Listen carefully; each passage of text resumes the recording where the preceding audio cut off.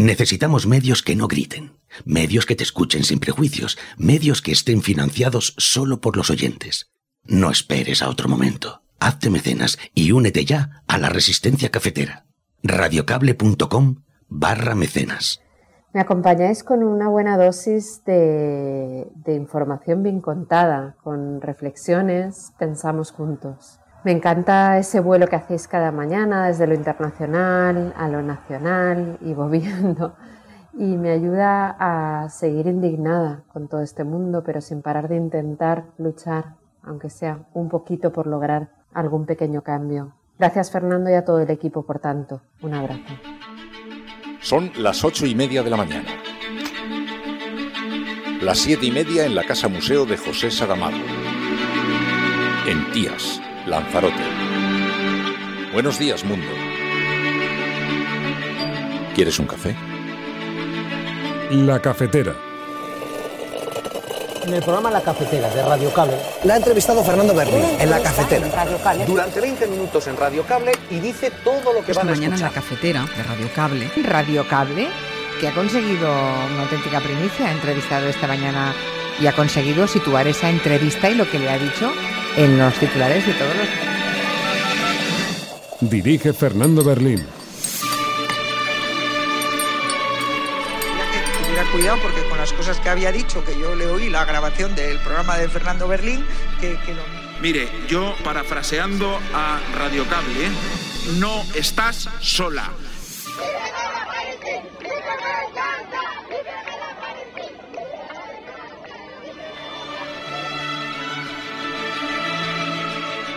Hamas and Putin represent different threats, but they share this in common. They both want to completely annihilate a neighboring democracy, completely annihilate. Nuestros valores son importantes para las naciones que quieren trabajar con nosotros, pero todo eso estaría en riesgo si nos alejamos de Ucrania y le damos la espalda a Israel. No vale la pena, por eso mañana voy a enviarle al Congreso una solicitud urgente de presupuesto para cubrir las necesidades estadounidenses de seguridad nacional, para apoyar a aliados como Israel y Ucrania. Es una inversión inteligente que va a dar beneficios durante generaciones. According to all feeds and videos analyzed, this rocket was intercepted and was the last one launched from Gaza before the bombing of the hospital. Conocen nuestra posición respecto de Palestina e Israel, la ha hecho pública el portavoz de Sumar el lunes pasado. Aquí lo doy por reproducido, pero sí permítame decirle que volvemos a condenar todas las víctimas, vengan de donde vengan. No hay relativismo en los derechos humanos y no lo hay en las víctimas. Por tanto, la condena de todas las víctimas, vengan de donde vengan, y sí que consigamos el alto al fuego lo antes posible y la condena absoluta de las muertes en el hospital en Gaza. Porque empiezo a pensar que usted no está Señoría, a favor de la causa silencio. palestina, sino que es profundamente antisemita. Cada uno de los niños asesinados cada 15 minutos del ejército israelí, todas absolutamente... Silencio, señorías, por favor. Dejen hablar al diputado de su propio grupo, de verdad. Ustedes están en el bando de la desvergüenza y del genocidio. Si hay un partido de la guerra, son ustedes. Es que es ridículo, o sea, aparte de ser una masacre a la población civil, aparte de no respetarse los mínimos y elementales derechos internacionales humanitarios, ni las resoluciones de Naciones Unidas, ni de cualquier otro organismo internacional, es que ni siquiera es efectivo, es que ni siquiera es eficaz. Es que ni siquiera van a destruir a Hamas. Y aunque destruyeran a Hamas, se volvería a reconstruir. Se escandalizan por una amnistía, pero no lo hacen ante los 6.000 indultos que aprobó el gobierno, los distintos gobiernos de Felipe González. No se escandalizan ante los otros 6.000 indultos de los gobiernos de José María Aznar, que beneficiaban a condenados por corrupción. El referéndum que él quiere no lo va a haber nunca, porque no está en la Constitución. Ahora, si quiere una reforma del estatuto que después va seguida por un referéndum como está establecido en la Constitución, entonces que pida una reforma del estatuto y que diga qué quiere reformar del estatuto.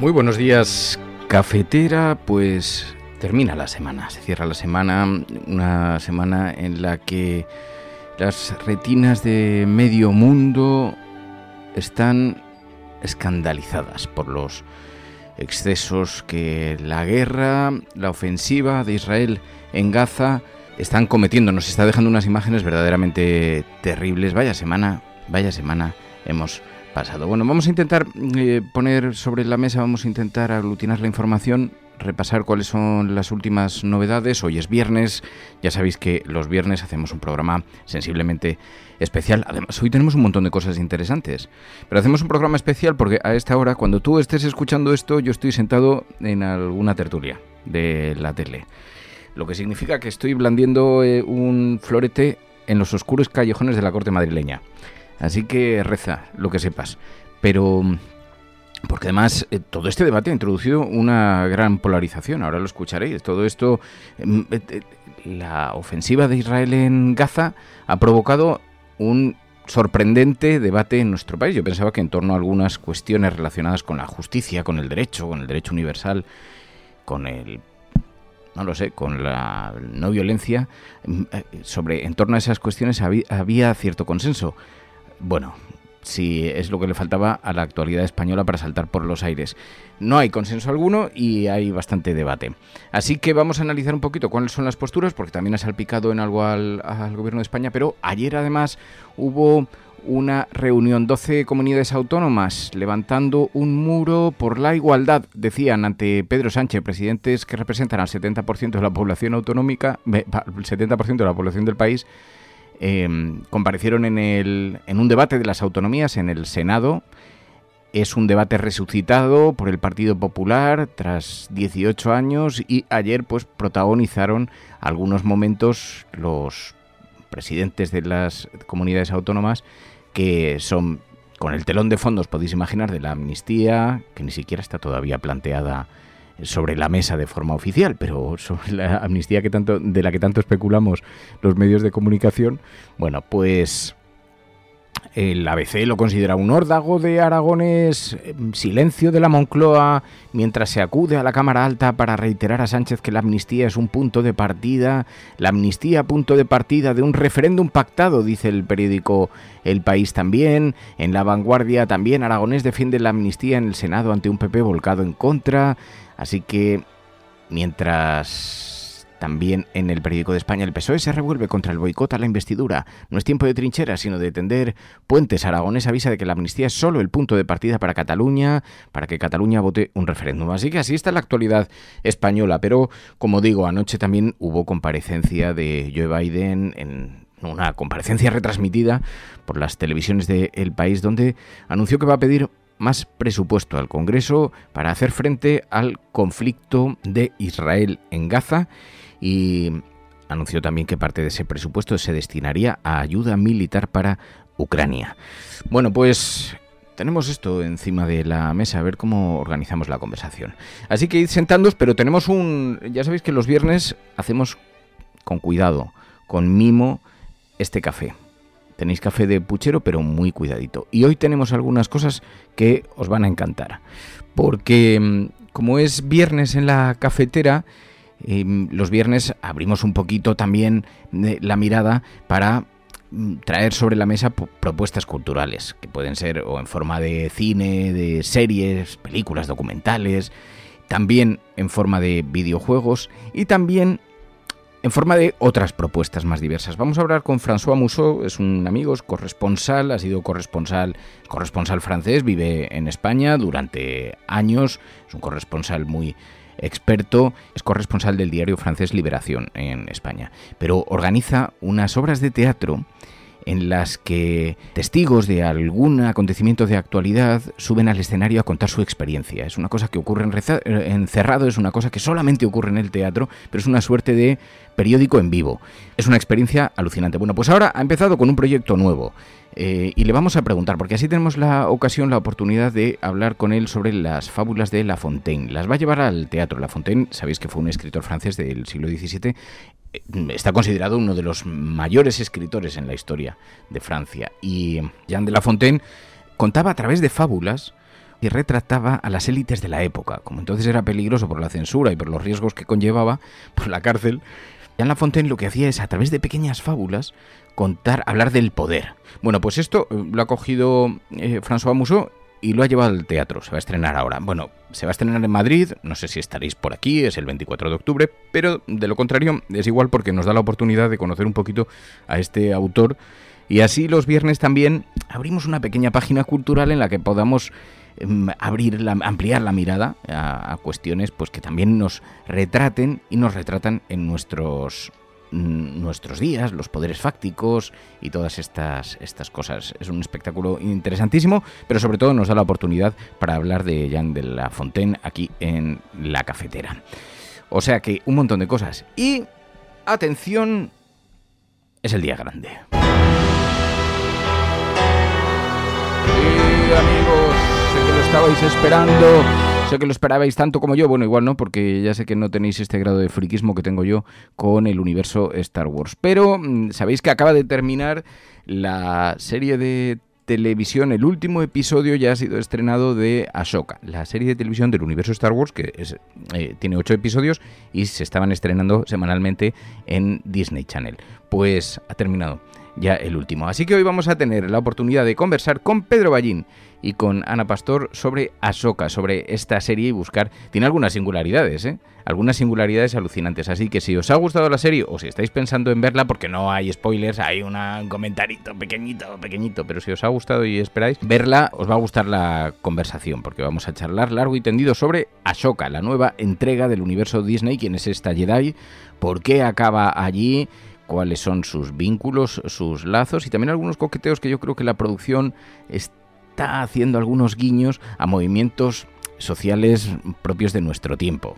El empoderamiento de la mujer, la ecología, hay algunas cosas que tiene guiños en la serie a los que se aproximan, que luego comentaremos con Pedro Ballín y con Ana Pastor aquí en Plata o Plomo. Así que tenemos un menú muy interesante. Esto es La Cafetera. Si lo estás escuchando, no estás sola. Pero claro, si tú eres más de videojuegos, no te preocupes, que también traemos para ti cosas que te van a gustar. Me decía Bartu, oyente de La Cafetera, vamos a conversar con él luego, me decía que nos había escuchado un día comentar en el programa la dificultad que tienen algunos oyentes para acceder al mundo de los videojuegos, porque hay gente que dice, oye, yo soy de otra generación, yo no me sé instalar un videojuego, yo no sé por dónde se empieza. Entonces Bartu nos ha reunido una serie de recursos para poder jugar a videojuegos solamente a través del navegador de internet. O sea, tú abres tu navegador, en tu ordenador, le metes una URL que nos va a contar y puedes jugar a juegos, pero juegos tan interesantes como el Mario, como, bueno, juegos de ajedrez, por supuesto, juegos básicos de entretenimiento, pero hay un montón de videojuegos que se juegan directamente online, que son muy sencillos, juegos sencillos, así que para aquellas personas que digan, pues hombre, yo en la oficina un ratito le dedicaba, pues le vamos a contar algunos recursos guays para luchar contra la productividad española. Esto es La Cafetera y si lo estás escuchando eres la resistencia y no estás sola.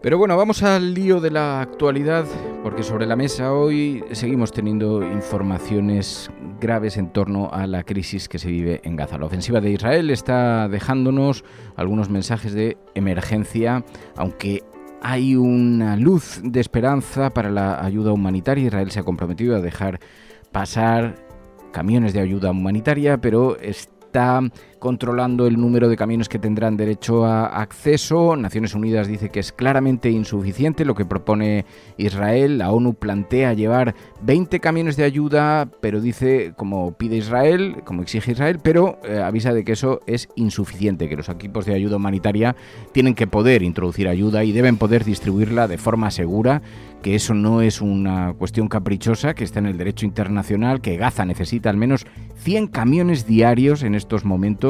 20 camiones con ayuda humanitaria son los que se prevé que se crucen y son muy pocos, muy poquitos. Y bueno, el secretario general de la ONU, durante una rueda de prensa en el Cairo, agradeció a Egipto su colaboración, pero dijo, en Gaza se están propagando ya las enfermedades, los suministros se están agotando, la gente está muriendo y los palestinos están empezando a quejarse de forma seria después de 56 años de ocupación y de forma legítima, decía el propio Guterres. Pero no está puesto el foco en la ayuda humanitaria, a pesar de que empezamos a tener noticias muy preocupantes. El agua potable se acaba para los niños, las enfermedades comienzan. Y aunque las organizaciones no gubernamentales advierten de esta situación de máxima emergencia humanitaria, lo que nos estamos encontrando es que todo está centrado en el debate armamentístico. Ayer Joe Biden comparece en la televisión norteamericana y en un mensaje televisado para todo el país anuncia que pedirá al Congreso ampliación del presupuesto para contribuir a la defensa de Israel y de Ucrania, porque ambos países comparten estar siendo atacados por gobiernos que quieren acabar con las democracias vecinas, dijo Joe Biden. Hamas and Putin represent different threats, but they share this in common. They both want to completely annihilate a neighboring democracy. El liderazgo de Estados Unidos mantiene a Estados Unidos unido y mantiene nuestra seguridad.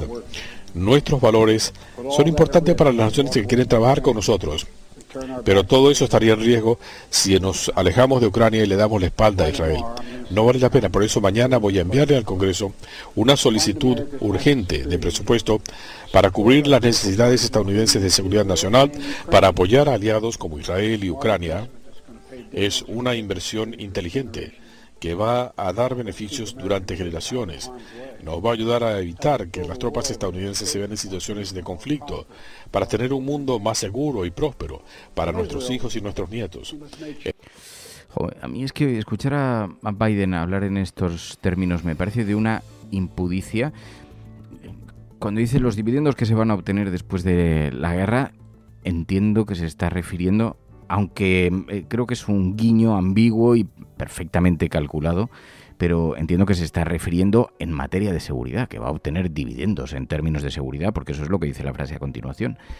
Pero cuando se habla de dividendos de una operación comercial en la ayuda militar, teniendo vidas humanas detrás, me parece de una impudicia tan sonrojante. Y fijaos una cosa, es que el lenguaje de Joe Biden es de un precario. El otro día le escuchamos hablando en la reunión con Netanyahu, hablando de la guerra como si se tratase de una confrontación de dos equipos, de una confrontación deportiva. Decía, no, parece que el misil que ha golpeado contra el hospital ha venido del otro equipo, por lo que he visto. Bueno, eso sigue todavía en el debate. Al Jazeera, sabéis que el gobierno de Israel utilizó unas imágenes de Al Jazeera para tratar de acreditar que el misil que había hecho explosión contra el hospital es un misil de procedencia de Hamas. Pues bien, utilizaron para eso, como prueba de cargo, utilizaron unas imágenes de Al Jazeera. Pues ahora Al Jazeera ha montado un equipo de expertos, de analistas, de especialistas para desmontar esa versión. La versión israelí del bombardeo del hospital, utilizando las mismas imágenes que había utilizado los propios servicios de inteligencia israelíes.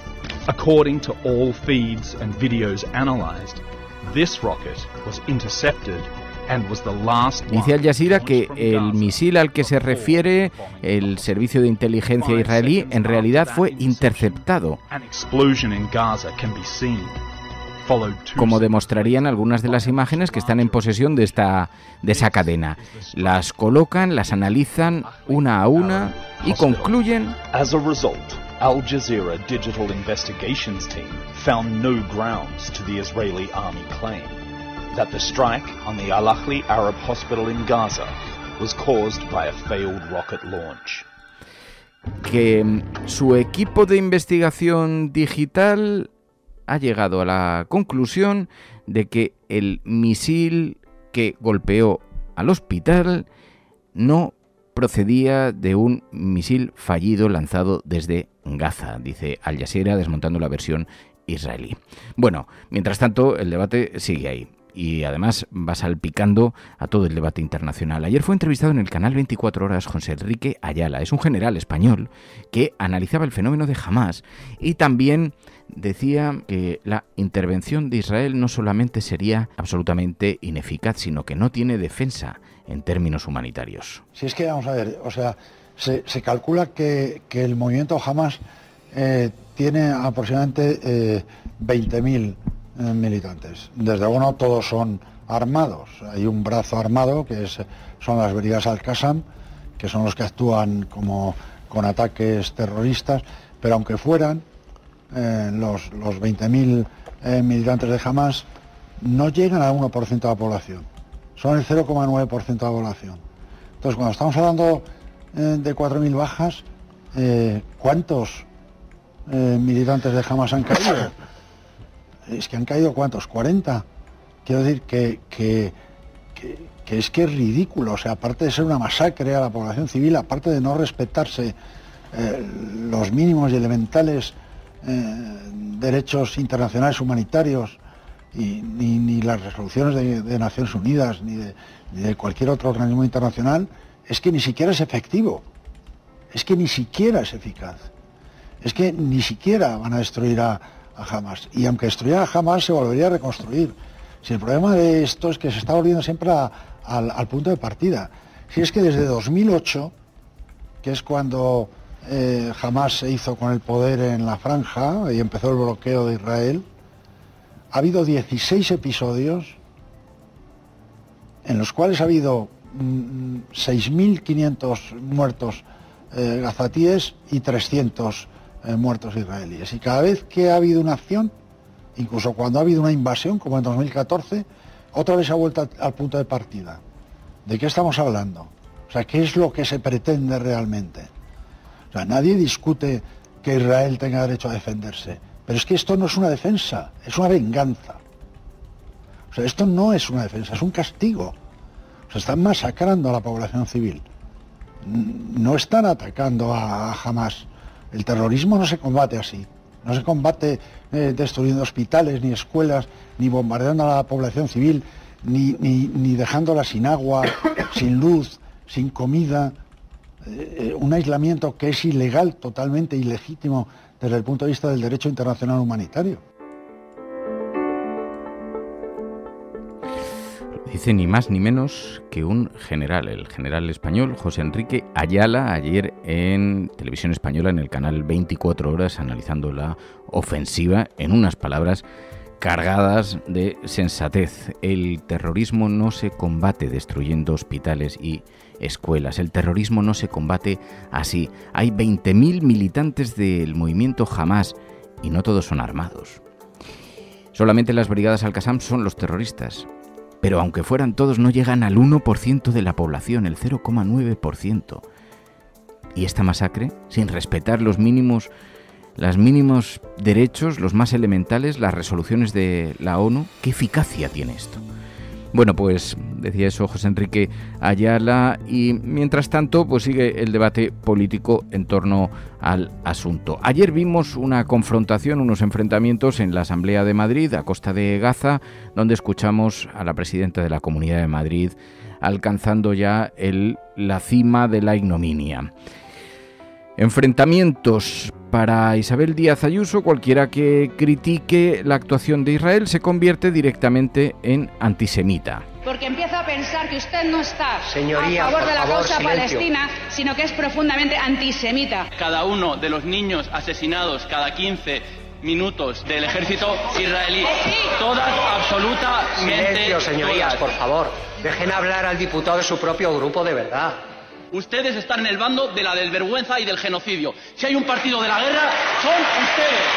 Cuando Señor ustedes Sánchez, asumen los postulados y las informaciones de Hamas. Y usted ha dicho ahora que ese grupo era el de la desvergüenza, señoría.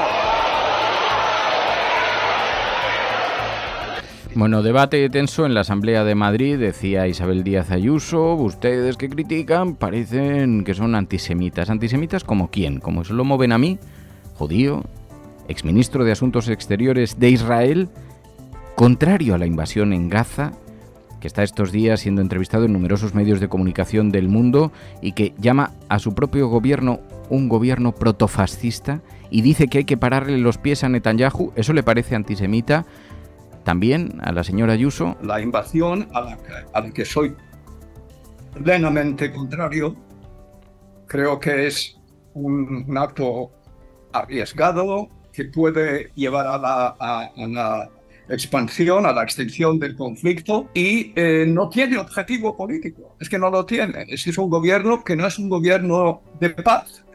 Es un gobierno que tiene que desaparecer de la faz de la tierra. Es un gobierno de extremistas, radicales, protofascistas. Eso es lo que hay en el gobierno israelí hoy.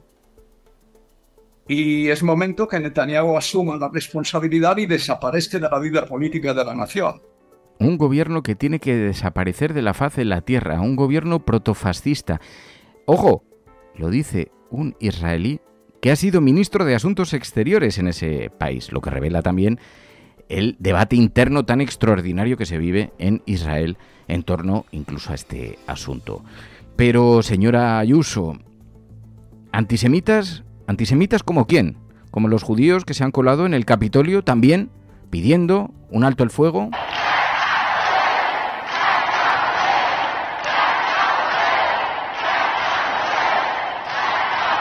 ¿Estos judíos quieren hacer desaparecer a los judíos de la tierra?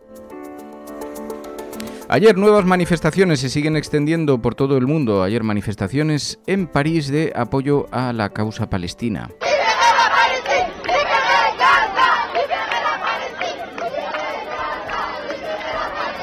Las reacciones a la invasión de Israel en Gaza se están haciendo notar en todo el mundo. Esta misma semana nos contaba Pilar de la Peña, en China, Rusia, la Unión Europea.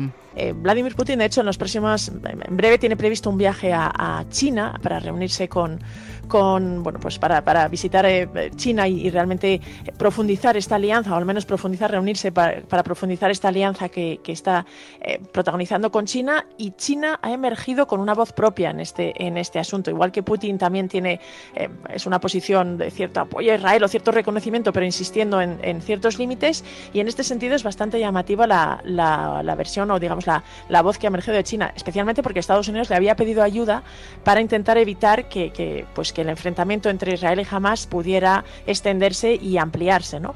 Y esta es la gran preocupación ahora. ¿Se extenderá, se amplificará este conflicto, afectará a otros países? En la cafetera hemos conversado esta semana con Bernardino León. Es un experto diplomático español, ha participado en varias mediaciones, en varios grupos de mediación en Oriente Medio, ha participado en varios procesos de paz en Oriente Medio y Bernardino León fue secretario de Estado del gobierno de Zapatero y secretario de Presidencia. Pues bien, decía Bernardino León aquí en la cafetera: no creo que Irán esté interesado en una escalada sin control. Irán nunca va a llevar su papel en estas crisis hasta el punto de comprometer su propia supervivencia. Es decir, Irán sabrá, o por lo menos intentará, creo, en principio, poner el freno para que la crisis llegue a un punto en el que responda a sus intereses de supervivencia y no se eleve tanto que pueda cuestionar su propia supervivencia en una especie de conflicto fuera de control.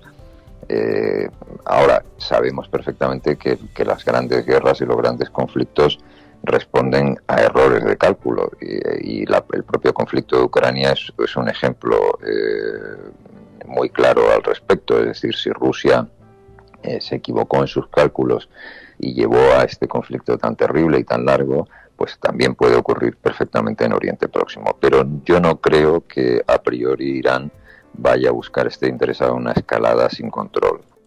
Eso decía Bernardino León. Cabe el espacio para los errores, pero no parece que encima de la mesa Irán se plantee entrar de manera abierta, por lo menos en este momento, en el conflicto, lo cual nos da una cierta esperanza, porque es lo que le faltaba a este mundo ya. Bueno, pues bien, mientras tanto esto sigue salpicando al debate nacional. A Yolanda Díaz le preguntaron ayer sobre esto. ¿Conocen nuestra posición respecto de Palestina e Israel? La ha hecho pública el portavoz de Sumar el lunes pasado. Aquí lo doy por reproducido, pero sí permítame decirle que volvemos a condenar todas las víctimas, vengan de donde vengan. No hay relativismo en los derechos humanos y no lo hay en las víctimas. Por tanto, la condena de todas las víctimas, vengan de donde vengan, y sí que consigamos el alto al fuego lo antes posible y la condena absoluta de las muertes en el hospital en Gaza. Eso decía Yolanda Díaz. Y mientras tanto, desde Amnistía Internacional, esta semana, en conversación con La Cafetera, Esteban Beltrán, su director, decía que ellos han documentado ya crímenes de guerra, el uso de fósforo blanco por parte de Israel en Gaza. Y una de las cuestiones que hemos documentado, efectivamente, es la utilización en al menos una ocasión, que es cerca de un hotel del puerto de Gaza, de bombas de fósforo blanco. Estas bombas de fósforo blanco, además hemos documentado el equipamiento, hemos fotografiado y tenemos la información del equipamiento que han llevado el ejército israelí de fósforo blanco también, ¿no? Por lo tanto, hemos documentado al menos una vez que la utilización de fósforo blanco, ese fósforo blanco se utiliza como arma o se utiliza como una forma de cortina de humo para proteger a operaciones militares, ¿no? En este caso se tiraron esas bombas de fósforo blanco cerca del puerto de Gaza, en zonas densamente pobladas, y por lo tanto las bombas de fósforo nunca deben utilizarse en zonas densamente pobladas como es Gaza, prácticamente en todo su territorio, y menos en un puerto como el de Gaza, porque ocasiona gravísimas quemaduras, ¿no? Si el fósforo te quema el 10% de tu cuerpo, simplemente te mueres. Entonces, eso es lo que se ha utilizado, como se utilizó también en el 2008 y el 2009 por parte de Israel en las anteriores operaciones militares. ¿Habéis documentado también los crímenes de Hamas? Sí, fue lo primero que ocurrió. Lo que hemos documentado cuando hemos estado sobre el terreno y viendo la situación, hemos documentado pues ejecuciones sumarias, pero algún nivel de crueldad simplemente gratuito. Hemos documentado crímenes de guerra como secuestro y toma de rehenes. Hemos documentado la muerte de menores de edad ejecutados. Por lo tanto, hemos documentado y todo con una crueldad, y estamos hablando de casi 1.400 personas en el breve lapso de 2 días. Así que la fotografía regional no deja mucho lugar para el optimismo. Bueno, pues fijaos, esto es lo que está colocado en las portadas del mundo entero, que contiene la respiración en vilo ante las posibles respuestas y ante la entrada por tierra de Israel en la franja de Gaza. Mientras tanto, en España, debate en el Senado, organizado por el Partido Popular para polemizar en torno a la amnistía. Y ayer vimos a Pere Aragonés en el Senado y dijo algo en lo que tenía mucha razón. El problema, cuando ustedes se escandalizan, es que venimos de donde venimos. Es que no pareció que les resultase muy escandaloso cuando quien concedía los indultos era su propio gobierno. Hoy nos convocan aquí, aunque confieso que creo que algunos de ustedes no me esperaban, para intentar impedir la amnistía. Se escandalizan por una amnistía que debe terminar con la represión y volver el debate político a la política, devolverlo.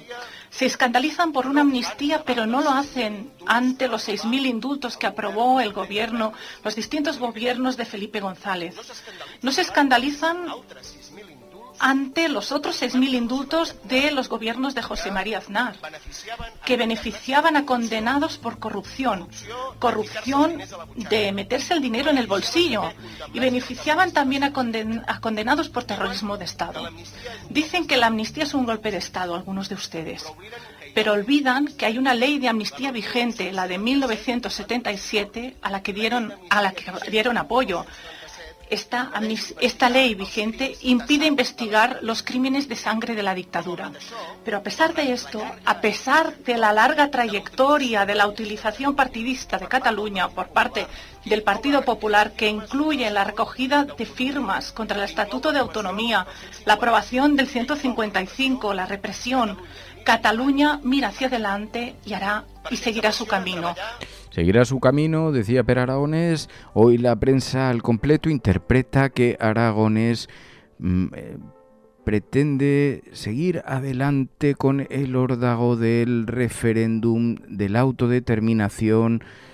Aragonés ve la amnistía como punto de partida de un referéndum pactado, dice El País, y los varones del PP utilizan el debate al que no acuden los socialistas.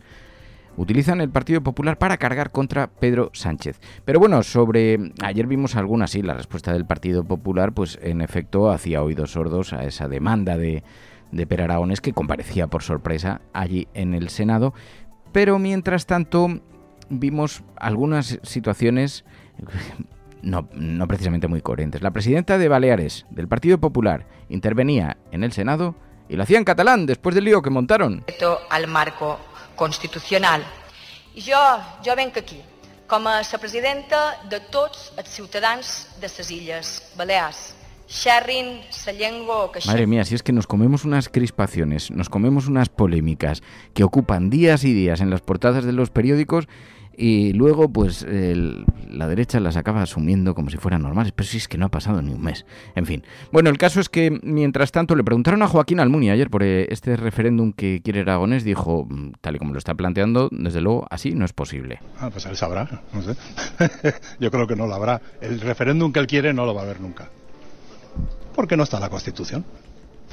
Ahora, si quiere una reforma del Estatuto que después va seguida por un referéndum como está establecido en la Constitución, entonces que pida una reforma del Estatuto y que diga qué quiere reformar del Estatuto.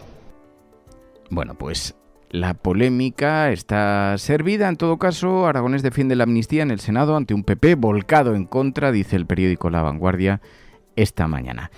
Son las dos principales noticias que hoy se colocan en las portadas de los periódicos. Hay algunos elementos que han pasado más inadvertidos.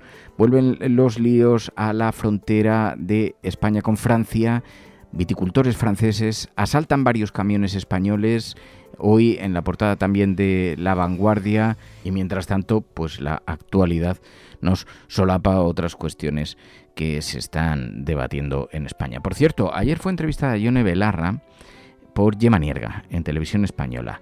La entrevista ha tenido bastante repercusión en las redes sociales. Ione Belarra defendía la autonomía de Podemos incluso en la investidura. Acaba de decir que Podemos y Sumar son dos proyectos distintos. Es que hemos firmado una coalición, pero eso no significa ser el mismo proyecto político. Por tanto, cabe la posibilidad, la primera pregunta que yo le hacía es si cabía la posibilidad que los 5 votos de Podemos no sean positivos en la investidura de Pedro Sánchez. ¿Se plantearían no votar a favor? Y eso es lo que estaba tratando de responderte, que yo creo que en este momento la pelota está en el tejado del Partido Socialista. Así que, porque claro, todo esto tenemos una investidura en las puertas y ya veremos cómo sale.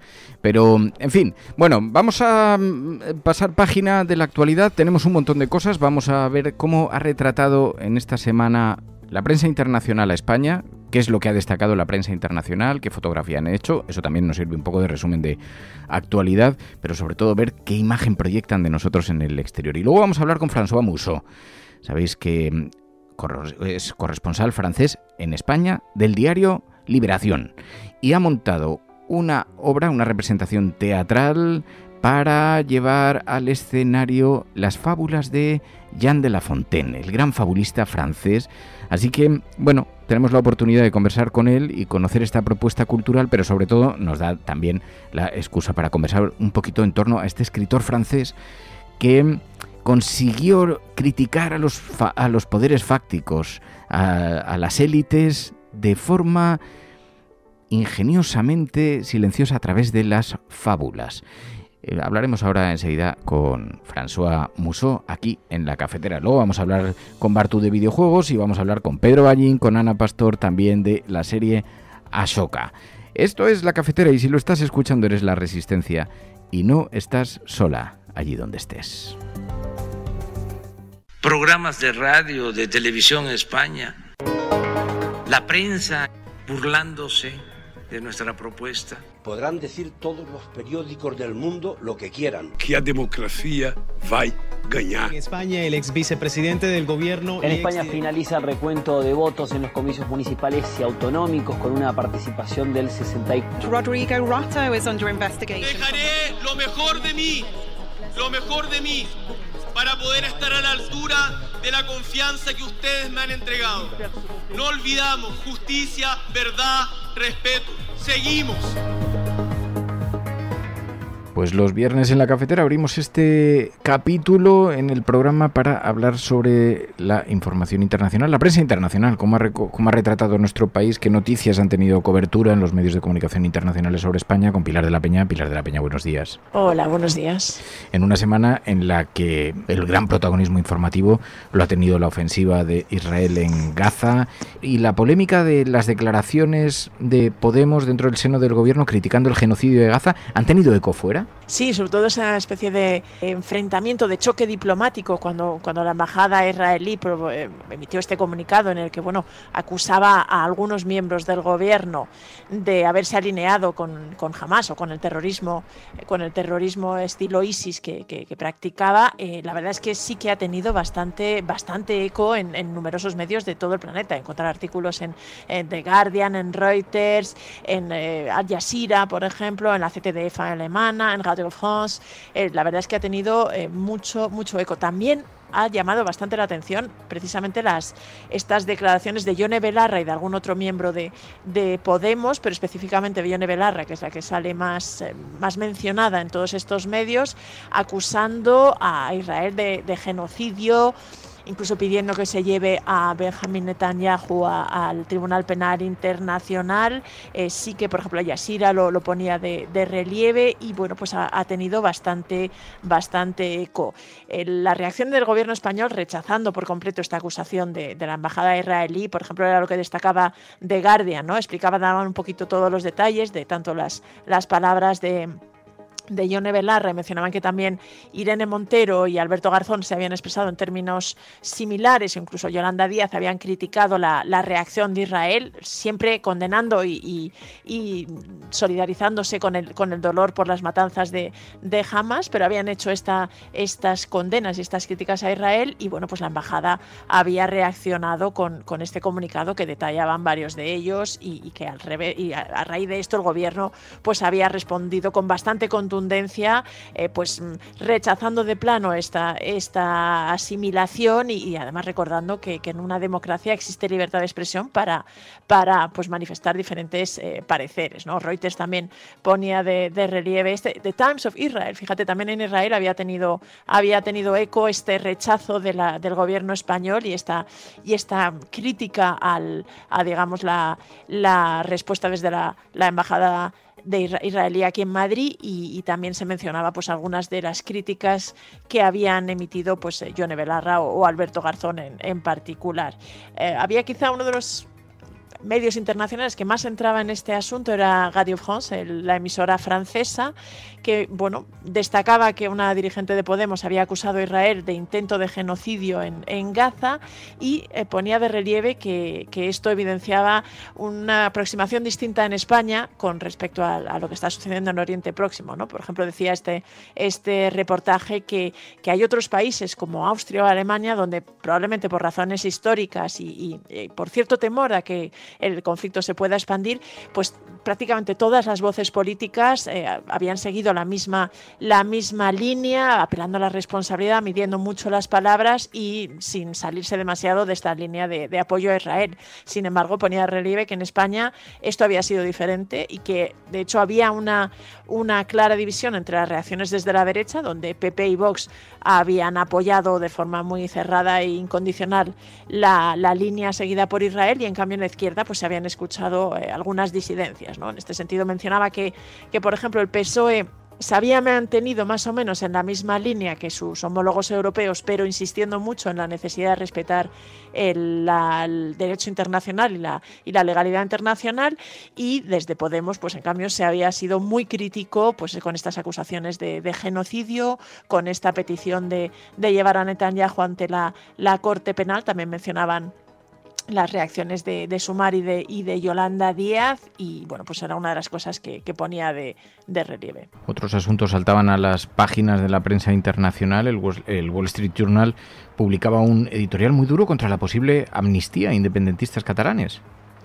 Sí, la verdad es que de todos los artículos y toda la atención de la prensa internacional sobre la negociación de una posible amnistía, este editorial del diario estadounidense es sin duda el más contundente, ¿no? Se titula algo así como España tropieza o se trastabilla hacia cierta inestabilidad, ¿no? Y bueno, pues ponía de relieve que a pesar de haber perdido las elecciones del 23 de julio, pues Pedro Sánchez estaba intentando mantenerse en el poder con esta negociación con los partidos independentistas catalanes, con Junts y Esquerra, para que apoyaran su investidura, dado que el Partido Popular, aunque había sido el ganador, pues no tenía, ni siquiera aliándose con otras formaciones en la Cámara, tenía posibilidad de alcanzar apoyo suficiente para formar gobierno, ¿no? Y en este sentido, pues señalaba que tanto Junts como Esquerra habían puesto un alto precio, que era pues esta amnistía, y consideraba que esto iba a crear un gran riesgo, primero para la estabilidad de España e incluso para Europa, ¿no? Decía algo que desde Europa era, ya te digo, que es lo que sostenía el diario estadounidense. No he visto esta reflexión en otros medios internacionales, pero el Wall Street Journal sí consideraba que en la Unión Europea existía un cierto temor y preocupación por esta posible amnistía, porque según el artículo pues se estaba intentando acallar un poco las voces independentistas en otras zonas del continente, y se temía un poco que la solución que pudiera adoptarse en España pues pudiera tener efectos negativos en otros lugares. Mencionaba Bélgica, por ejemplo, ¿no? Y por todo ello consideraba que una posible amnistía pues podía ser una amenaza a la estabilidad europea. Oye, otros medios de Estados Unidos también se han hecho eco, se han fijado sobre la posible amnistía, destacando que indultaría a miles de ciudadanos. Sí, es verdad que en esta semana la posible amnistía, la negociación sobre la amnistía también ha sido objeto de atención en otros medios estadounidenses, además del editorial del Wall Street Journal, pero con otro foco y con otro tono, ¿no? En concreto, además, era un reportaje de Associated Press que luego han reproducido pues desde el Washington Post a ABC News a otros muchos medios estadounidenses, y que destacaba, ¿no?, que esta amnistía que estaría planteando o que estaría negociando Pedro Sánchez para lograr la investidura afectaría a miles de ciudadanos, ¿no? Más allá de los grandes líderes políticos. Se fijaba, de hecho, en el caso concreto de un militante independentista llamado Oriol Calvo, que había sido perseguido y que incluso había sido pues detenido por participar en el referéndum, y que en este caso pues se había sido condenado incluso a 18 meses de cárcel, y pues sería una de las personas que se vería beneficiada por esta amnistía, ¿no? Explicaba que hay bastante que es controvertida, que es un asunto que sigue generando muchísima división y tensión tanto en Cataluña como a nivel español, pero que estaba sobre la mesa y que era una de las medidas que estaba barajando Pedro Sánchez para intentar lograr el apoyo suficiente para formar gobierno. Hemos visto además cómo se fijaba la prensa internacional en el balance de la ley de eutanasia. Sí, la verdad es que es un reportaje bastante interesante que han emitido en RFI, que es la emisora internacional francesa de la radio pública francesa, ¿no? La Radio France Internationale se llama. Y era pues un reportaje de su corresponsal aquí, Elise Gazengel, que ponía un poquito el foco en pues el balance que se podía hacer de la entrada en vigor de la ley de eutanasia en España, que prácticamente fue en verano de 2021, y que ahora pues en 2023 se podían extraer algunas lecciones. Una de las cosas que ponía de relieve el reportaje es que la normativa española es bastante más estricta que la que hay en otros países como Bélgica y los Países Bajos, ¿no? España se convirtió en la cuarta nación europea en legalizar la eutanasia, y ahora pues 2 años después pasamos un poquito revista a cómo había ido y cómo era el sistema en España, ¿no? Publicaba algunos testimonios de personas que habían podido, que habían ayudado a familiares a reunir, a cumplir los trámites, y destacaba eso, que la normativa española era muy garantista y bueno, pues era bastante exigente. Por ejemplo, exigía que se hicieran pues 2 peticiones con 15 días de intervalo, que se firmara un consentimiento informado, que hubiera una visita a un psicólogo y a un médico que no era el de cabecera, y que además luego los casos pues tenían que ser examinados por un comité de garantías. Y daba algunos datos interesantes que bueno, ha publicado también la prensa española y se han dado a conocer aquí, pero que los destacaba especialmente, ¿no? Y es que en el año pasado se aprobaron un total de 295 eutanasias, y que la comunidad autónoma donde más peticiones se habían aprobado había sido Cataluña, con casi un tercio del total, ¿no? Con 91.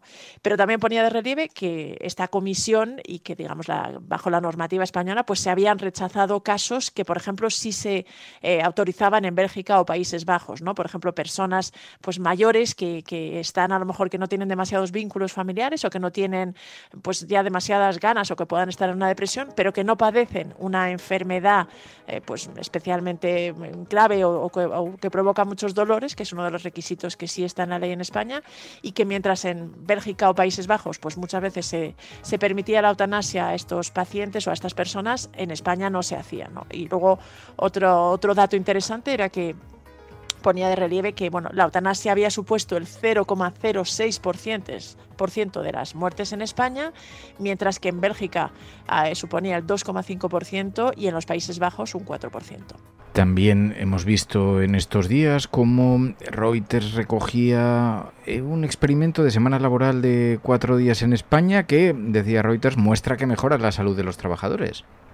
Sí, este es este programa piloto o este experimento que que hicieron en Valencia la primavera pasada, ¿no? Cuando desde el ayuntamiento, que además es lo que destaca Reuters, entonces gobernaba Compromís, pues se planificaron las festividades locales para que durante un mes entero todas coincidieran el lunes, ¿no? Entre el 10 de abril y el 7 de mayo, pues todos los lunes tuvieron vacaciones los trabajadores valencianos, y eso permitió pues hacer una especie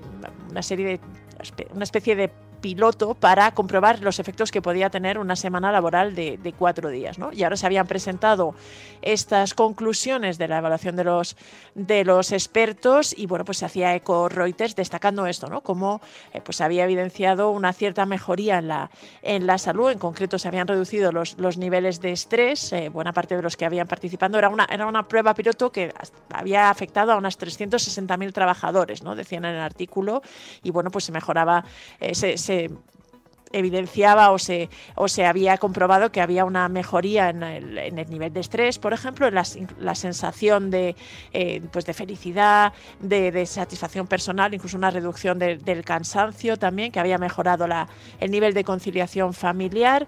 También decía que se había visto una reducción de las emisiones de CO2 ligadas pues al transporte, y bueno, entre los asuntos menos positivos destacaba que bueno, algunas personas habían fumado y bebido alcohol, o que había aumentado algo el consumo de bebida y alcohol en estos días, y que también se habían visto afectadas pues la hostelería de la zona, ya que había mejorado las ventas en los días libres, pero habían bajado en los días laborables. Y enmarcaba este programa pues dentro de la campaña que se lleva a cabo en España, y que bueno, que ha tenido también eco en el gobierno nacional, que hay un plan piloto que involucra a las empresas con las que se está experimentando y evaluando la posibilidad de establecer la semana laboral de 4 días. Y hemos visto también algunos medios internacionales haciéndose eco de la imputación de la exdirectora del CNI por espionaje político con Pegasus en Cataluña.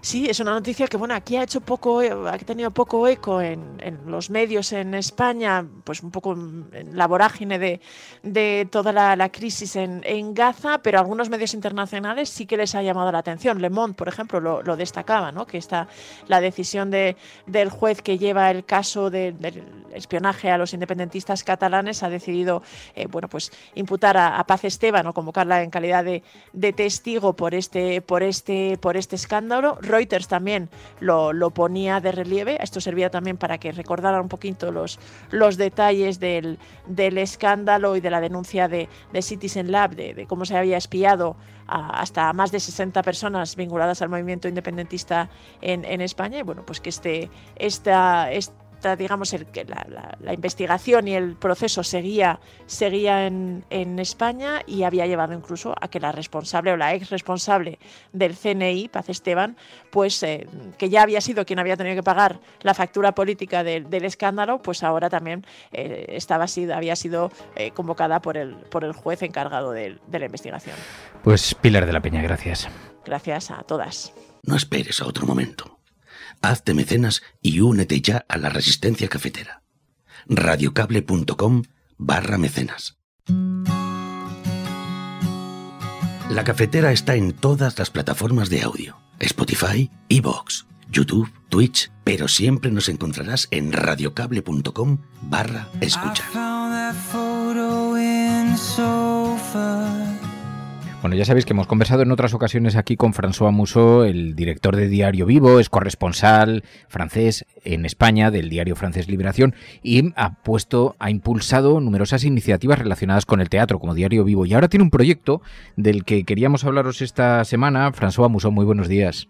Buenos días, Fernando. Bueno, es un proyecto absolutamente maravilloso porque va a presentar el próximo martes 24 una obra de teatro.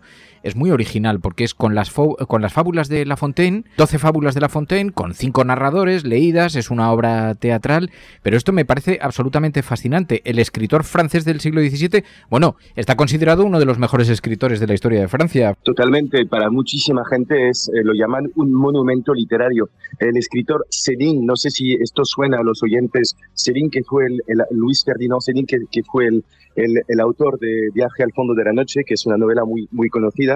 Él consideraba que La Fontaine era el mayor genio, incluso literario francés, y era sobre todo el estilo. La Fontaine decía que, porque siempre tratamos de temáticas universales, pero todo está en el estilo, decía La Fontaine. Céline decía lo mismo muchos autores actuales contemporáneos. La Fontaine era como la mayor, interacción entre el fondo de lo que cuentas y la forma.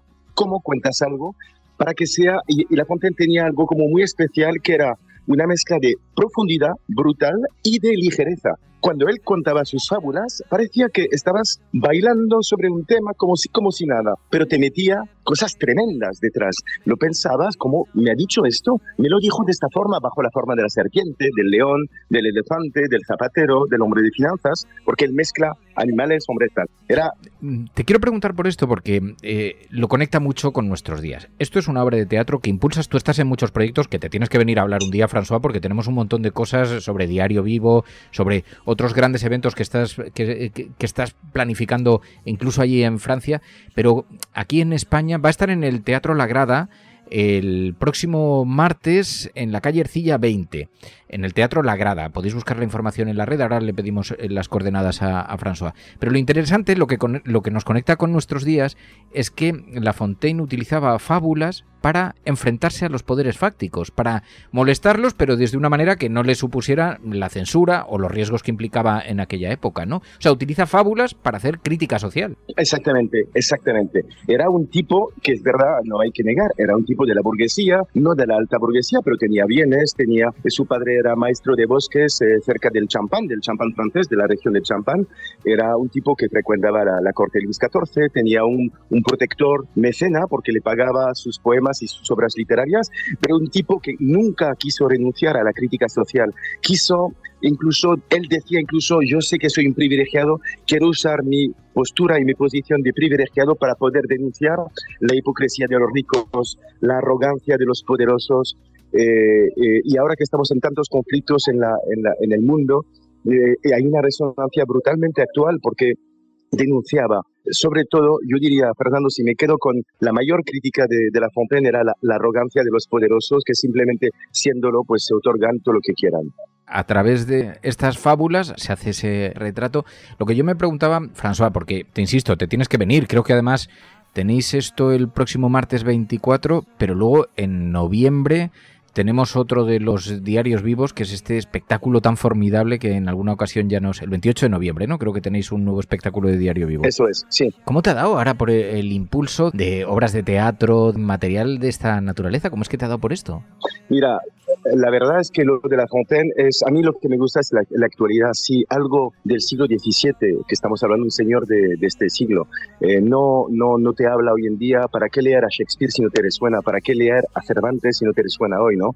Y a mí me parece brutal. Yo, leyendo sus fábulas, he escrito casi 300, algo así. Yo escogí 12. Y escogí 12 que para mí tienen mucha resonancia de hoy. No solamente de temas universales sobre la profundidad de la amistad, sobre los peligros del amor, que eso nos toca a cada ser humano. Pero es que además habla de los fake news, habla de los peligros, de los chismes. Entonces pensamos directamente en las redes sociales. Hay una fábula en la cual hay un zapatero frente a un hombre de finanzas y el hombre de finanzas intenta romper la ingenuidad del zapatero, proponiéndole vender sus noches y sus sueños. Y ¿sabes qué, Fernando? Yo he pensado enseguida en lo que está haciendo y pensando la inteligencia artificial hoy en día que quiere entrar en nuestros sueños, ¿no? Para incluso ver cómo la puede controlar. O sea, hay otra fábula sobre la ruptura del hombre con la naturaleza, el siglo XVII. El hombre está contra los árboles, se mete contra los animales. Mira cómo estamos hoy. ¿Qué es lo que nos está cayendo del cielo, no? Lo digo hoy porque hace lluvia, pero digo que ¿sabes a qué me refiero? Es brutalmente actual y me parece bonito tener este rayo de otro tiempo histórico que nos habla tanto de nuestro hoy. Oye, si hay alguien que esté escuchando esto y que tenga la oportunidad de estar en Madrid el próximo día 24 de octubre, ¿cómo se puede acceder todavía a este espectáculo? Sí, es muy fácil. Es hacer simplemente en Google, pues a través del teatro, el Teatro La Grada, pues se llama 12 fábulas de La Fontaine, se encuentra enseguida y no hay, todavía sí quedan algunas plazas, creo, sí. El amor, la amistad, los celos, el chisme, la codicia, la muerte, las fake news, la vanidad, la relación con la naturaleza, los grandes temas universales que están presentes en la obra de Jean de La Fontaine, el escritor francés del siglo XVII, uno de los mayores escritores de Francia, de la historia de Francia, y que ahora ha llevado al teatro en esta lectura de fábulas con 5 narradores en esta iniciativa impulsada por François Mousseau. François, pues oye, a ver si te vienes un día al estudio y así hablamos con calma y nos cuentas también sobre Diario Vivo, sobre los proyectos que tienes encima de la mesa, que algunos son absolutamente maravillosos. ¿Te parece? Será un gran gusto, Fernando. Muchísimas gracias a ti. Un abrazo, François. Cuídate mucho. Un abrazo. Los oyentes de La Cafetera sostienen este programa. Hazte mecenas y únete ya a la resistencia cafetera. radiocable.com/mecenas.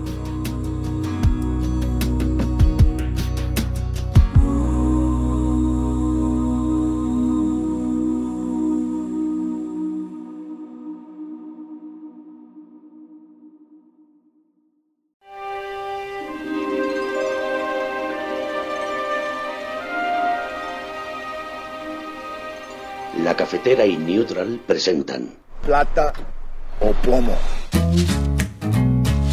El mundo en series. En el Juego de Tronos o ganas o mueres. Con Fernando Berlín y Ana Pastor. ¿Sabes dónde estás? Es una radio pirata. De la zona neutral. Nos recuerda un poco por qué luchamos. La noche es oscura y alberga horrores. La noche es oscura y alberga horrores. Nada cambia de golpe. Si estuvieras en una bañera que se calienta poco a poco, morirías hervida sin darte cuenta. Estamos juntos. Somos un trío.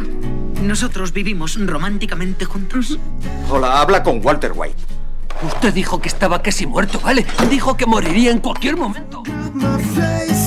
Éramos capaces de ser y hacer todas esas cosas porque estábamos informados por grandes hombres reverenciados.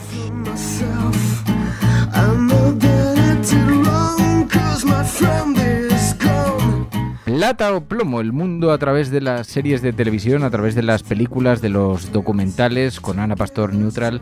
Muy buenos días, soy de Padawan, porque invitando a un Jedi importante en un tema como el que nos ocupa, yo hoy estoy de figuración. Vamos a ver así. Es que teníamos aquí una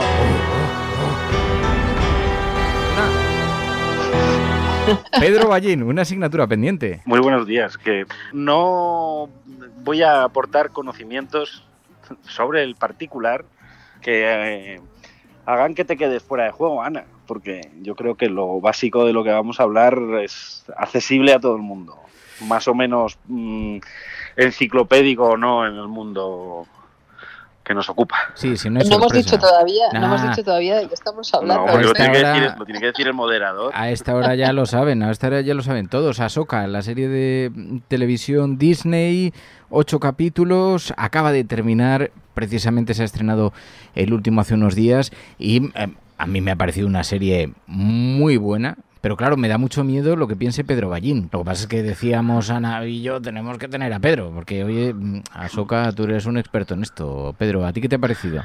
Yo estoy absolutamente entregado. ¿Ah, sí? ¿Tanto? Absolutamente entregado.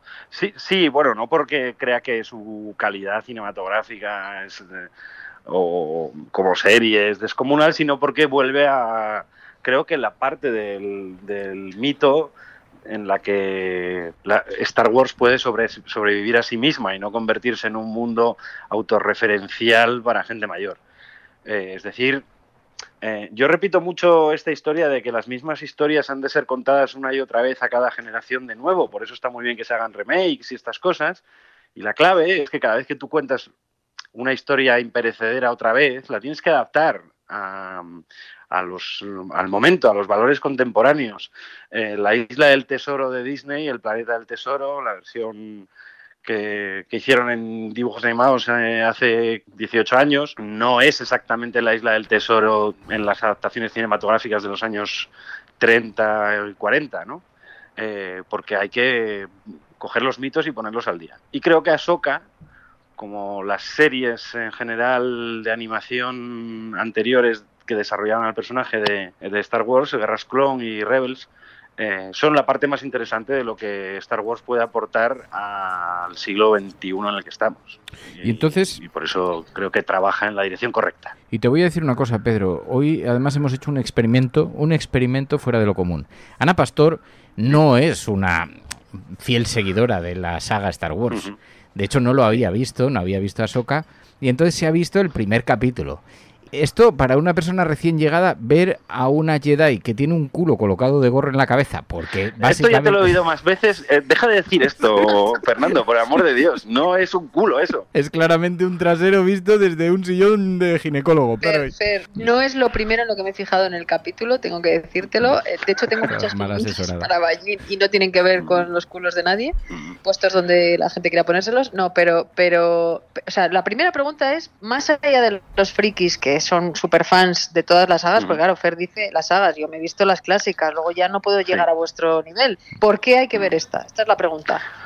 Bueno, ya hemos hablado alguna vez aquí, y yo creo que Fer además lo ha sacado alguna vez también en las sobremesas de la cafetera, que en la última trilogía que se hizo de Star Wars hubo un gran esfuerzo por reencontrarse con los fans clásicos, señores que ya frisábamos la cincuentena, y por tanto se sacrificó la posibilidad de innovar en la serie para interesar a la gente joven, para ser grato al fan clásico, excepto en la segunda película de las tres, Los Últimos Jedi, donde se introdujeron un montón de novedades muy interesantes, como por ejemplo la diferencia entre el heroísmo femenino y el masculino en cuanto al sentido de sacrificio y de la épica, la belicosidad, cómo envejecen las mujeres al frente de la guerra y cómo los hombres veteranos se retiran a lamerse sus heridas y recordar viejas batallas,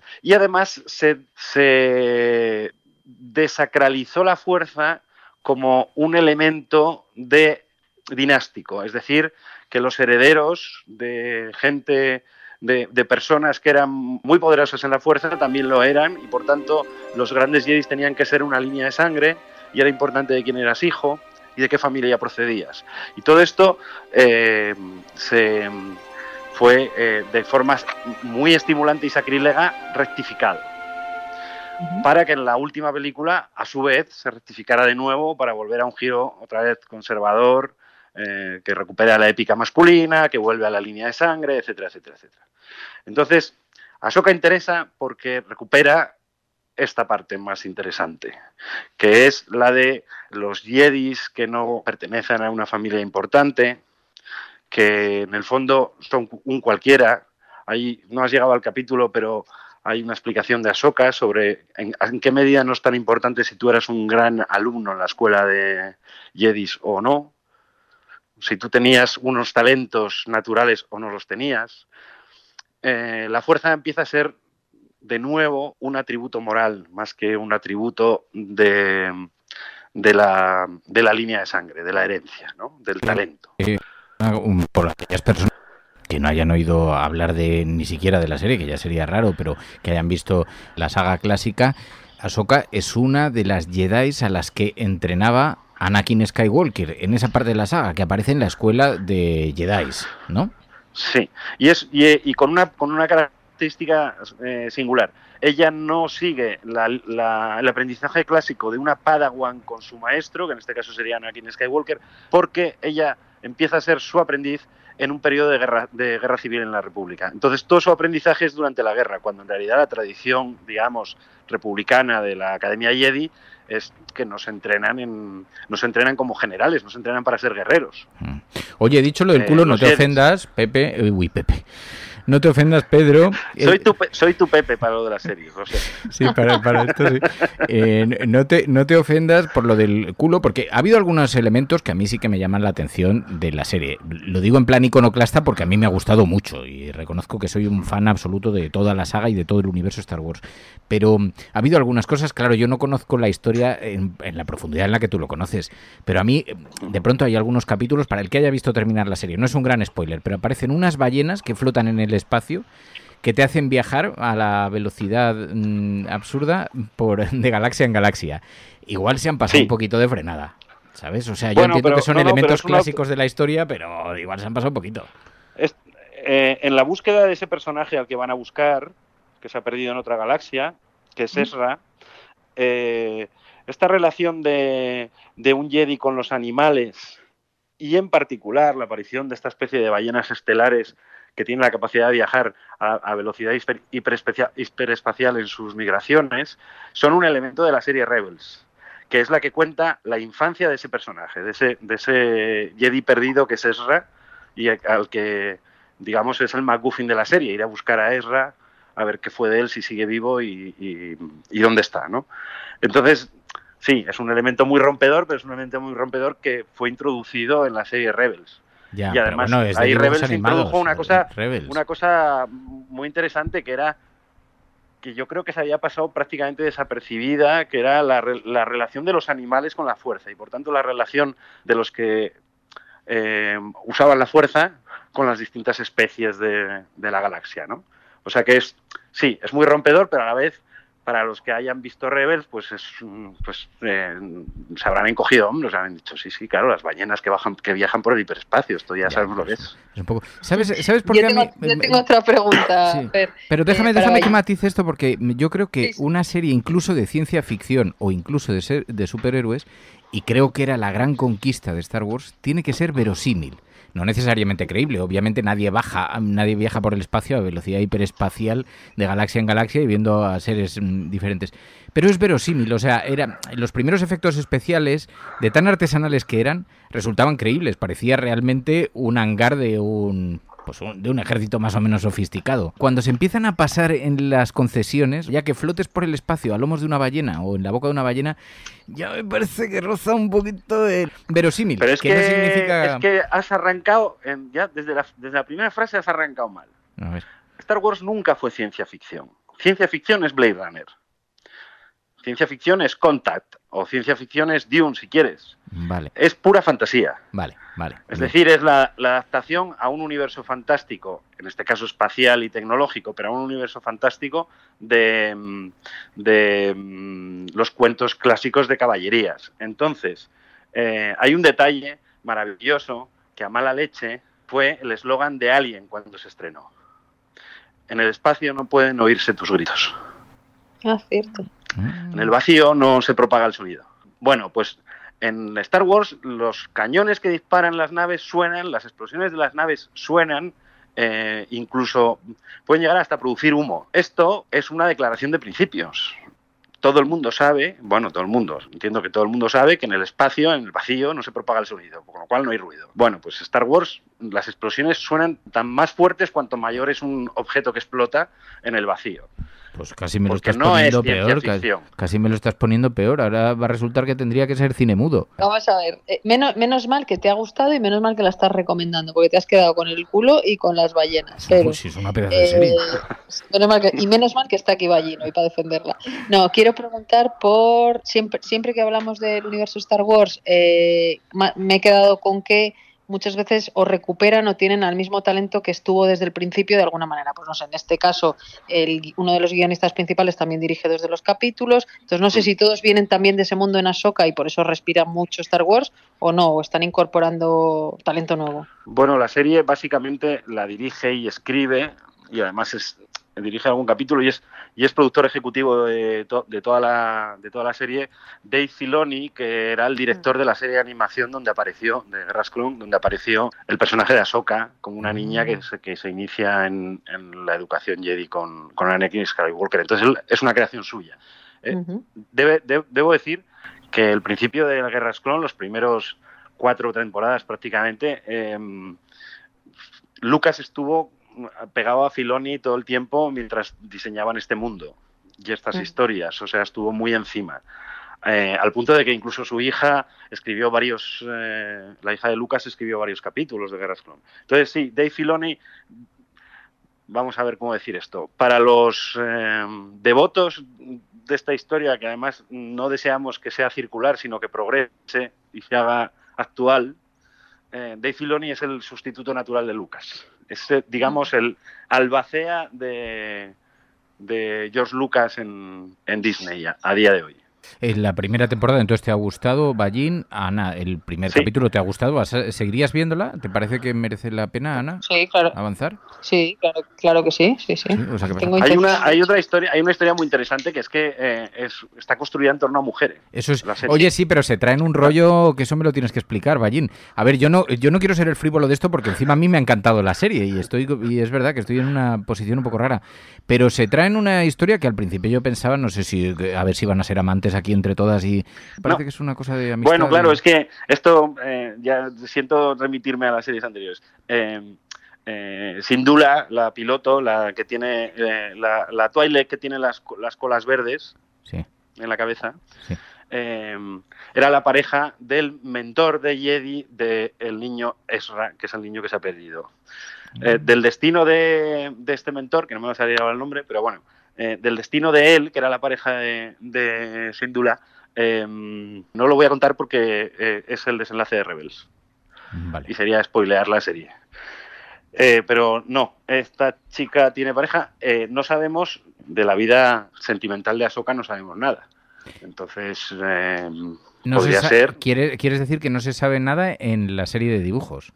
No, en ningún sitio, sí. O sea, que que podría ser que hayan introducido un guiño que nos haya... sobre la posible sexualidad de Ahsoka, no te lo puedo resolver porque nunca se explicitó. Pues te voy a decir una cosa, Ballín. Si no es así, han jugado con una cierta ambigüedad muy propia de los tiempos y de ampliar, igual que los guiños ecologistas, el empoderamiento de la mujer, pero este guiño así como de entre coqueteo y respeto...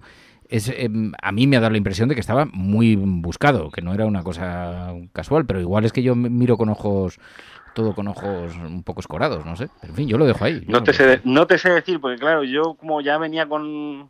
yo ya lo miraba con la historia importada, ¿sabes? O sea que... Tenías más información de Rebels. No me llegó a saltar esa... No llegué a apreciar esa ambigüedad que tú dices haber visto. Bueno, en fin. No la niego, pero yo no la aprecié. Ahsoka, 8 episodios, ya están estrenados los 8 episodios en Disney y a la espera de la segunda temporada. Es una serie que ha obtenido muy buenas críticas, no es una serie... Se puede ver perfectamente con críos, no es una serie necesariamente infantil, así que muy amplia. Yo creo que está bastante bien conseguida y ya escuchando que Ballín le ha parecido muy bien y que Ana Pastor también, pues 3 de 3. Ballín, Ana Pastor, gracias. Gracias, Fer. Gracias a ti. Un abrazo. Plata o plomo. El mundo en series. En el Juego de Tronos o ganas o mueres. Con Fernando Berlín y Ana Pastor. ¿Sabes dónde estás? Es una radio pirata.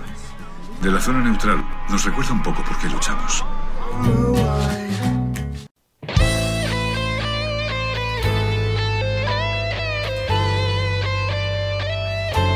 Peggy 18.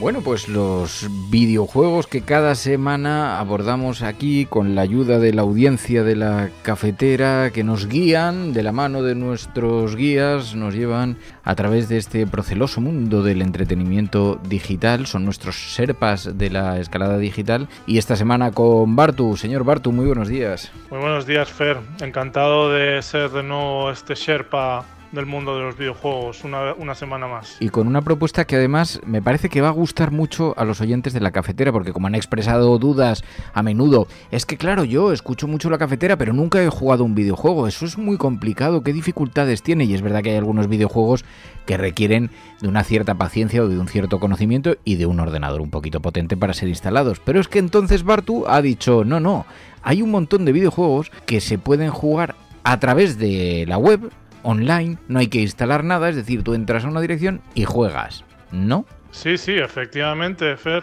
Hoy en día, jugar a videojuegos es algo que está al alcance de todo el mundo y es tan sencillo como teclear a través de Google y a partir de ahí tenemos a nuestro alcance una gran variedad de videojuegos para todos los gustos, para todas las edades, todas las audiencias.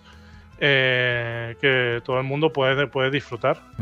Obviamente, para que un juego sea muy sofisticado, que eso no quiere decir que te enganche más, porque hay videojuegos de estos que son puro entretenimiento. Algunos son de ajedrez, que ahora nos va a contar, que yo sé que vas a lo loco con el ajedrez ahora, Bartu, pero para que un juego tenga, pues digamos, una estructura muy sofisticada, con imágenes casi cinematográficas y esto, ya estamos hablando de otra cosa.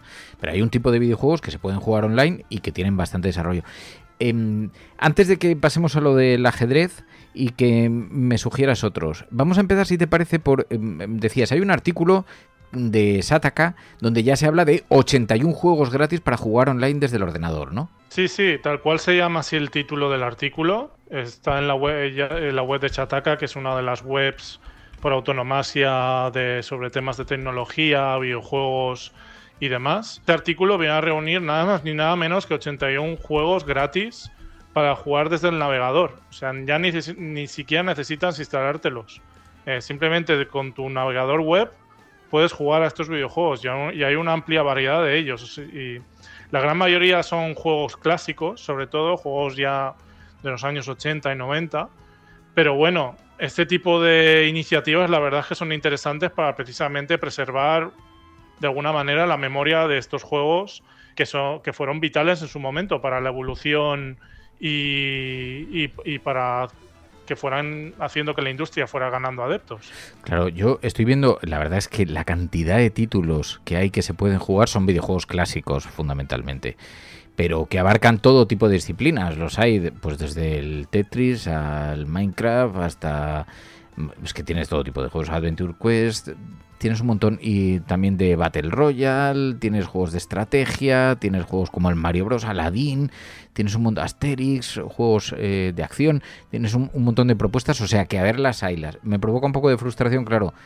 Son videojuegos que en nuestra juventud requerían de un montón de disquetes para ser cargados en el ordenador, y ahora abres una web y simplemente te lo descargas a tiempo real porque ha cambiado tanto la tecnología que lo ves a tiempo real en el navegador. Pero oye, bueno, pues esta es una buena sugerencia. Cualquiera que quiera buscar alguno de estos videojuegos gratuitos para dedicar un ratito en la oficina, que busque en Google 81 juegos gratis para jugar online desde el ordenador, y el primer resultado te pone toda la lista y los links. Pero tú has elegido 3. Me asusta que 3 has elegido. Vamos a empezar por el del ajedrez, porque sé que estás en estos tiempos a lo loco con el ajedrez. La verdad es que es un interés que me ha venido de manera súbita. Es un juego que, la verdad, el ajedrez es un juego que cuando era pequeño tuve una experiencia un poco frustrante con él, y desde entonces como que le tenía un poco echada la cruz. Pero recientemente, precisamente a través de mi sobrino pequeño, que está yendo como unas clases extraescolares de ajedrez, me estuvo enseñando a jugar, y ahí empecé a entender la mecánica. Que tampoco es muy complicada de entender, Lo que sí ya es complicado es toda la componente estratégica que tiene el ajedrez, que la verdad es que para la sencillez que tiene es enorme. Pero sí, un juego así como el ajedrez, que de hecho ha sido un clásico en el mundo de los videojuegos, el hecho de adaptar un juego de mesa como el ajedrez a los videojuegos ha sido como algo muy digamos, de primero de videojuegos, ¿no? Para muchos desarrolladores. Pero precisamente ahora mismo hay una página web que se llama así simplemente chess.com, o sea, chess por el nombre de ajedrez en inglés, que está ganando bastante popularidad, sobre todo porque es que ahora mismo, Fernando, con el tema del ajedrez, yo he percibido que hay un movimiento de creadores de contenido en torno a este juego enorme, a través de YouTube sobre todo. Wow. Hay un canal de YouTube que yo recomiendo, de hecho, que se llama Rey Enigma, que vas precisamente sobre uno de estos creadores de contenido, que es un tipo que va ataviado con una vestimenta que le cubre todo el cuerpo, que imita un poco el patrón de casillas blancas y negras de un tablero de ajedrez. Y la verdad es que es un canal muy interesante, muy para todos los públicos, pero también que te enseña muchas cosas sobre la cultura del ajedrez, cuestiones estratégicas, pero también entiendes la grandeza de este mundo, ¿no? Y ya digo, a través de esta web de chess.com te puedes registrar, y de hecho si te registras y te creas un perfil, pues tienes acceso a un montón de modalidades de juego, tienes la posibilidad de acceder a un coach online que te va recomendando cuando has terminado una partida, qué cosas has hecho bien y qué cosas has hecho mal. Pero bueno, simplemente sin ningún tipo de registro puedes entrar y jugar una partida de ajedrez en menos de un minuto. Lo cual pues lo hace muy, muy atractivo, muy interesante. Esto no me sorprende porque el ajedrez es verdad que es un juego que tiene...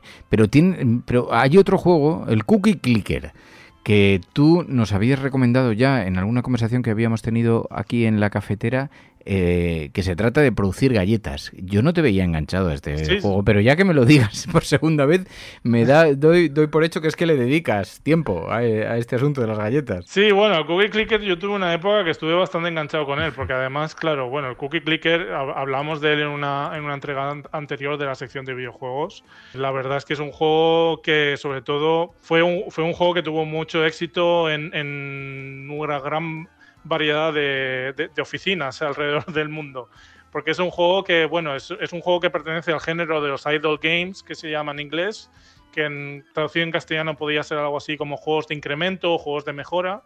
Es decir, un juego que aprovecha, digamos, un componente pasivo en el que tú simplemente con muy poca interacción con la interfaz del juego ya empiezan a ocurrir cosas. En este caso, bueno, este juego Cookie Clicker se llama así porque básicamente el juego consiste en producir galletas a mansalva y ir consiguiendo mejoras y ir, digamos, expandiendo tu imperio galletil a través de ir contratando distintos tipos de trabajadores e infraestructuras, como por ejemplo abuelitas que van produciendo cada vez más galletas para ti, luego minas de galletas, luego cohetes espaciales que van a planetas lejanos donde hay galletas escondidas. En fin, el juego, la verdad, es que tiene un lore, una historia interna bastante absurda y muy, muy, muy divertida.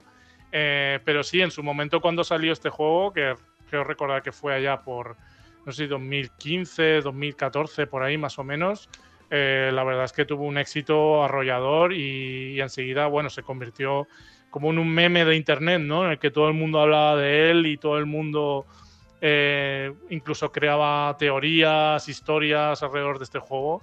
Y la verdad es que sí, ya digo, con una mecánica muy sencilla consiguió un éxito atronador. Wow. Y el Super Mario. Hoy decías, el Cookie Clicker, un juego de una página de ajedrez, chess.com, y Super Mario Play.com, donde se puede jugar al Mario, que es un clasicazo.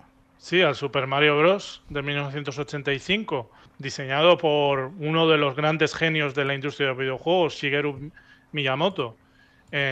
Un juego el cual a día de hoy sigue habiendo mucha gente que lo sigue jugando, sobre todo a través de páginas web como esta, supermarioplay.com, y que sigue siendo un baluarte y algo que sigue siendo un juego muy estudiado por mucha gente, porque además, Fer, no sé si te has dado cuenta algunas de las veces que has jugado el Super Mario Bros., pero es un juego muy intuitivo que, de hecho, la primera pantalla del Super Mario Bros. Es una pantalla que ha sido hiper mega requete estudiada, porque es una pantalla en la cual simplemente jugando esa primera pantalla es un tutorial en sí mismo, pero es un tutorial que no, sin ningún tipo de texto ni nada, ya te enseña las mecánicas del juego. Es decir, en la primera pantalla, si la gente que haya jugado Super Mario Bros. Recuerda bien, lo primero que te encuentras es un bloque dorado con una incógnita dentro. Entonces es un poco como una especie de reclamo que te llama un poco para ver ese bloque que es. Entonces, si lo golpeas con la cabeza de Mario, este bloque revela una moneda. O una seta, luego, más porque adelante, me acaba de caer una seta que te cagas. Efectivamente. Luego te encuentras otros 3 bloques más y uno de ellos esconde una seta, el cual al Mario que tú vas controlando, si la recoges, Mario se hace mucho más grande, con lo cual se hace más poderoso, y al hacerse más grande, de hecho, consigue romper con su cabeza los bloques de ladrillo normal, que anteriormente no podía siendo pequeño. Luego te encuentras con un Goomba, que es uno de los enemigos básicos del juego, el cual, si saltas encima de él, pues lo matas, y si el Goomba te pilla, pues pierdes una vida. Y ya digo, con simplemente 3 o 4 cosas muy sencillas, esa primera pantalla de Super Mario ya te enseña cómo se juega el juego. Sí. Y ya con eso ya vas tirando hacia adelante, lo cual, eso lo hizo, la verdad, todo un mérito por parte de Shigeru Miyamoto, que ya digo, es uno de los grandes genios del mundo de los videojuegos. Joder, pero es que hacía tantos años que no veía esta versión del juego, que te voy a decir, Bartu, que ahora que estoy jugándola mientras estamos hablando, la verdad es que engancha mogollón. Es que está súper bien, pero esto va a ser un problema. Esto va a ser un problema para los contenidos de la cafetera. Pero bueno, los trabajaremos con moderación. En todo caso, ya sabéis, es una buena propuesta. Cookie Clicker, chess.com o supermarioplay.com. Allí tenéis estos juegos, y si no, buscáis 81 juegos gratis para jugar online desde el ordenador. Lo buscáis en Google y os van a aparecer un montón de juegos que se pueden jugar online. Bartu, gracias. A ti, Fer. Ya me dejas... Gracias también a toda la gente que nos oye. Ya me dejas aquí viciado, que lo sepas. A ti y, bueno, probablemente a toda la gente que nos oye. Los oyentes de la cafetera sostienen este programa. Hazte mecenas y únete ya a la resistencia cafetera. radiocable.com/mecenas